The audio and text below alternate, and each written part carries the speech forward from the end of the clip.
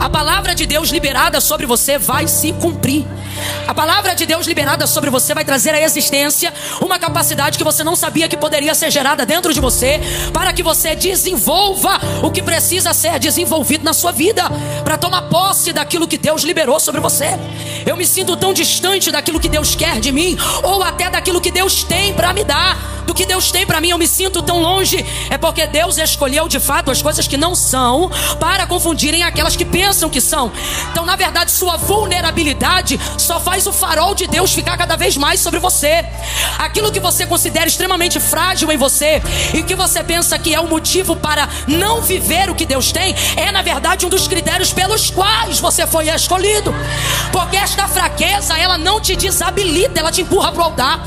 Você acha de verdade que essa reunião aqui é a reunião dos fortes?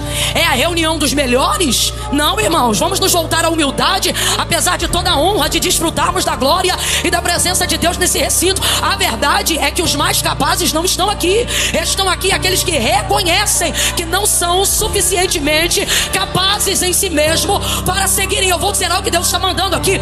Existem algumas pessoas aqui que estão entrando num nível de comparação, que se você continuar nessa comparação, você vai entrar numa paranoia, que é perceber que pessoas que não foram agraciadas como você, não foram favorecidas como você, não têm o nome escrito no livro da vida como o seu, não têm o privilégio de desfrutar da presença do Espírito Santo que você desfruta, não conhecem o consolo que você conhece, a graça que você conhece, não conhecem a unção que você conhece. E aí você fica olhando e você diz assim: rapaz, olha a comparação. Como é que aquele outro que não conhece, não sabe, não tem, é mais capaz do que eu nos negócios, é mais capaz do que eu na gestão de uma rotina familiar? Aí você pensa: como pode alguém que não conhece o que eu conheço, não desfruta do que eu desfruto, não está no ambiente que a glória de Deus tem me inserido, tem demonstrado maior capacidade? Deus trouxe algumas pessoas hoje aqui e Ele está dizendo: é verdade, o outro tem maior capacidade, por isso eu escolhi você. E te digo mais, não é que você não tem capacidade para explodir, é que eu estou te colocando em processo de implosão, para você aprender que a tua potência é minha glória, que a tua unção vem de mim, e que quando eu te colocar numa posição equivalente aos teus iguais, e alguém te perguntar numa entrevista, numa revista, numa matéria ou num podcast: como é que você chegou aqui? Eu quero que da sua boca saia a verdade. Qual? Não fui eu, é dom de Deus, graça de Deus, poder de Deus, glória de Deus. Foi Ele, não eu. Deus trouxe algumas pessoas aqui que estão com alguns questionamentos, algumas comparações, e Ele está dizendo: quem te esmaga sou eu. Você tem potência para explodir, mas por que não explode? Deus está dizendo: porque meu processo contigo é de implosão, para você nunca esquecer que a glória é minha e não é tua. Quando eu te chamei, de fato você não era nada, mas a verdade é que você tem se tornado alguma coisa. E agora, dentro desse processo, se eu te largar a mão e você ir sozinho, você vai escolher o mesmo caminho que outros escolheram. Você não vai usar Deus para a glória de Deus, você vai usar Deus para a glória do seu nome. E você pensa: jamais, Senhor, eu te amo. Só que o Senhor está dizendo: quem conhece o caminho do homem sou eu. E eu me lembro das orações que você fazia quando ainda não tinha a potência que tem hoje, e dizia: Deus, não deixa eu me perder de ti, não deixa eu me esquecer de ti, tua presença vale mais para mim. Agora, passar por esse processo esgaça muito. E não esgaça só o emocional, não, neuroses e etc, não, esgaça tudo. Só que Deus hoje te trouxe aqui para organizar alguns pensamentos através da palavra, porque você não será sucumbido pelo plano de Deus, não. Você não será sucumbido pela graça, pela unção, não. Camila, por que você está usando esse comportamento? Porque é o tipo de comparação que você faz. Se eu tenho, se Deus é comigo e tal, por que eu não rompo? Por que eu estou num processo? Deus está falando comigo aqui, mas Deus está sendo claro demais hoje aqui. Porque tem gente hoje que saiu de casa e falou: Senhor, se tu não falar diretamente comigo, processo de esmagamento, sabe? Existem homens e mulheres aqui, jovens, que estão sendo esgaçados nesse processo. Só que entenda, tudo isso faz parte do processo. Que processo? Manifestar a glória de Deus. Vamos lá. Qual é o propósito da vida de todo homem criado? Não estou nem falando de filho, estou falando de todo homem criado, estou falando de toda criatura nascida. Qual é o propósito de toda criatura, de todo homem, de toda mulher? Qual é o propósito de Deus para a vida dele? Glorificar o nome dele. Então eu vou perguntar: qual é o propósito da sua vida? Se você entendeu o que eu falei, você vai responder: glorificar o nome de Deus. Isso é um princípio bíblico. Significa que quando Deus criou você, Ele estava pensando em quê? Quando Deus criou você, você acha que Ele estava pensando em quem? Você? Comece a sufocar o seu ego agora mesmo, compreendendo a primeira coisa. Ele estava pensando. Se você está com raiva disso, é porque tua vaidade já está transbordando. Significa que você está muito distante do propósito. Quando eu compreendo que eu sou para a glória de Deus, não, Camila, mas a minha casa, a minha família, eu estou falando de origem de existência.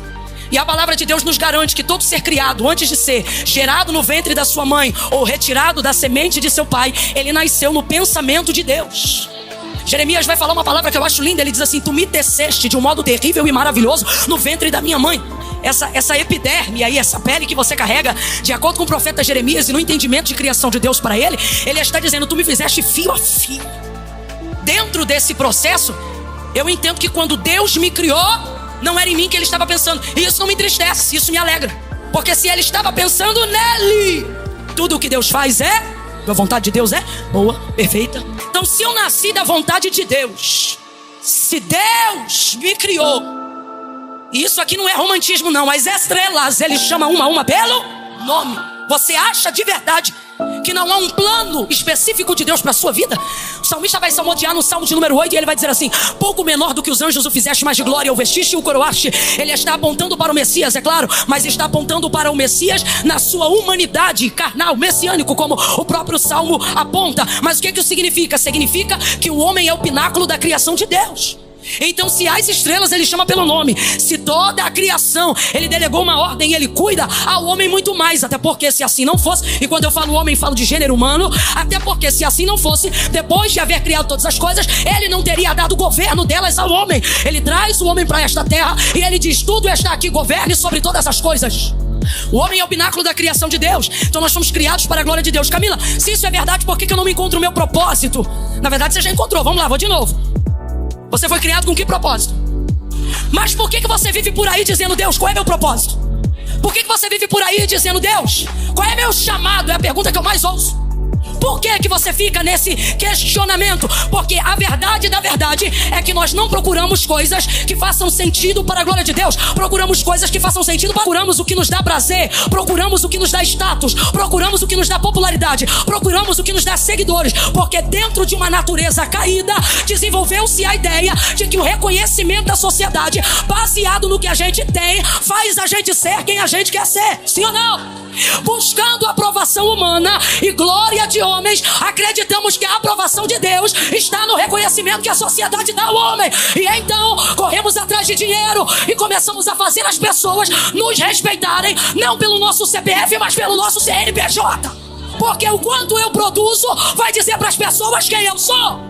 Quanto mais eu produzo, mais respeito eu tenho. Quanto mais utilidade eu expresso, não para a obra de Deus, mas para o reconhecimento alheio, mais importante eu me sinto. E mais eu produzo, e mais eu produzo, e mais eu produzo, e mais eu produzo, e mais eu produzo. E não pense você que quem está fora da eclésia, da igreja e do reino de Deus está fora dessa tentação, porque não está não.